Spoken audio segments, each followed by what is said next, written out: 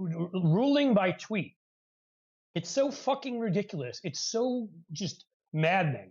I And am then not, last as you can. October, and I believe this is notable, Natasha Bertrand published an article in Politico from the intelligence agency. She said that John Ratcliffe was speaking without any evidence when he said Iran was attempting to undermine President Trump's presidential campaign. And then we, of course, found out that was absolutely true. In fact, the Biden administration declassed an intel report which said they had high confidence that Iran had done exactly what Ratcliffe alleged. They did run an influence campaign to hurt President Trump's candidacy. In fact, we know the Iranians tried to take President Trump's life. She should be ashamed of herself. And that's not what reporting is.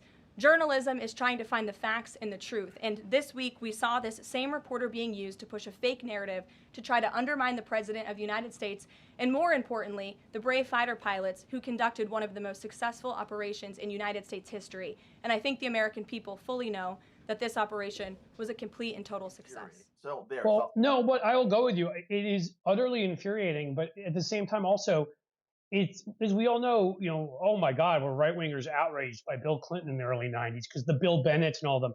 Well, the president needs to be a model of behavior. They model behavior for others. It turns out actually they do. So do numerous, if you're a well respected figure, if you have a large following, people often will listen to you and follow what you do. It's the whole reason endorsements exist, everybody.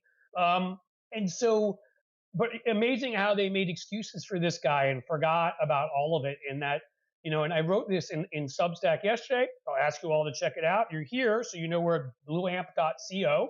Hopefully, please subscribe. But I wrote about, and I've been running sort of a series on the various ways in which these guys are such amateurs. Beyond the policies, which their policies we know are horrific, but they're just such clowns. They're such jokes. Like I run out of words to describe them. I have to come up with, hyphenated, over the top descriptions because there's no normal way to describe it. And if we know that Trump just tried to get was it Natasha Bertrand fired, Bertrand. Have you spoken to him this morning? How confident are you that Iran is going to take a completely demolished? I think it's been completely demolished. I think the reason we're here is because those pilots, those B-2 pilots, did an unbelievable job. And the fake news, like CNN in particular, they're trying to say, well, I agree that it was destroyed, but maybe not that destroyed. You know what they're doing? They're really hurting great pilots that put their lives in the line.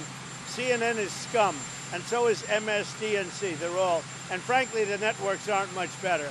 It's all fake news, but they should not have done that. Those pilots hit their targets. Those targets were obliterated, and the pilots should be given credit. They're not after the pilots, they're after me. They want to try and demean. You don't believe that Iran can rebuild its nuclear program? Iran will never rebuild its nuclear. From there? Absolutely not. That place is under rock. That place is demolished. Get her fired from CNN again because she asked a question based upon what other administration officials like John Ratcliffe have said and others, which is, no, we didn't really destroy their nuclear sites. We maybe set them back a couple months. We didn't destroy them. They're not gone because Trump lies about everything. He lies the way he breathes. Again, every time somebody's like, do you believe Trump on that? I'm going to say, I'm just going to remind you of two things. He lied and said COVID wasn't dangerous, and he said he won the 2020 election. So he keeps saying that. So you decide if you believe anything that comes out of the man's mouth. And I've been writing a series on it, and most recently it was this, ruling by tweet. It's so fucking ridiculous. It's so just maddening. I am not, as you can tell by my just dropping an F-bomb, a prim and proper, we always must be perfectly dressed and perfectly behaved. But I'm sorry, there's a reason why we have gatherings, press conferences, these kinds of things where elected officials will share what occurred, or hearings for that matter, and there will be a back and forth. You don't fucking tweet out like, Israel, better turn your planes around. And the worst part of it is they all model his behavior because they're all such pathetic little suck-ups, especially like J.D. Vance. So J.D. Vance retweets him when he tweets that insanity out. And so does Pete Hegseth. It's just it's cringe-inducing, and it's maddening because it's fucking amateur. It's pathetic.